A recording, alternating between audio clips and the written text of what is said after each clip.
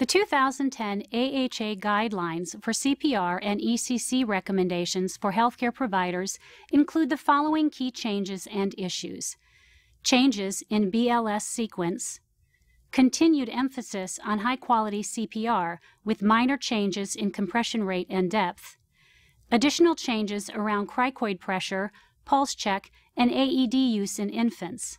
Let's review each of these in detail.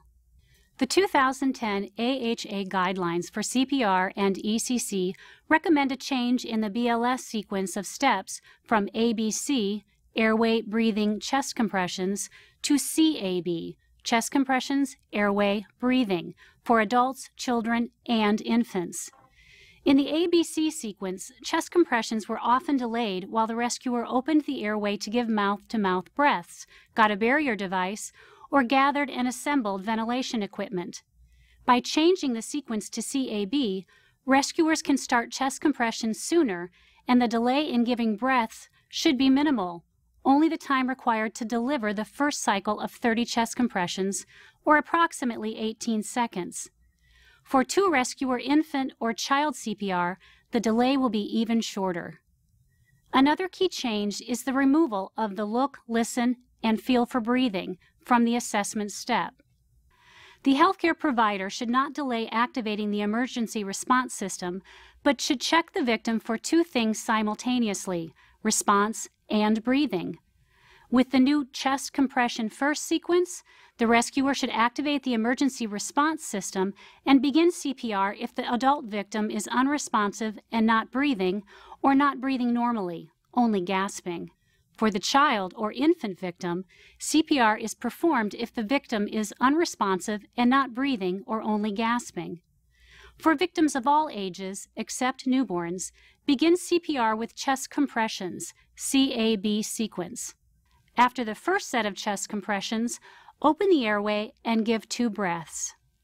The 2010 AHA Guidelines for CPR and ECC once again emphasize the need for high-quality CPR, including a compression rate of at least 100 per minute. This is a change from approximately 100 per minute. A compression depth of at least 2 inches or 5 centimeters in adults, and a compression depth of at least 1/3 of the anterior-posterior diameter of the chest in infants and children. This is approximately 1.5 inches or 4 centimeters in infants and 2 inches or 5 centimeters in children. Note that the range of 1.5 to 2 inches is no longer used for adults, and the absolute depth specified for children and infants is deeper than in previous versions of the AHA Guidelines for CPR and ECC.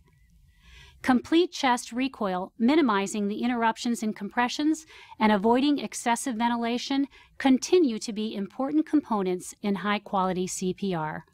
To further strengthen the focus on high-quality CPR, the 2010 AHA Guidelines for CPR and ECC stress the importance of training using a team approach to CPR. The steps in the BLS algorithm have traditionally been presented as a sequence to help a single rescuer prioritize actions. There is increased focus on providing CPR as a team because resuscitations in most EMS and healthcare systems involve teams of rescuers, and rescuers performing several actions simultaneously.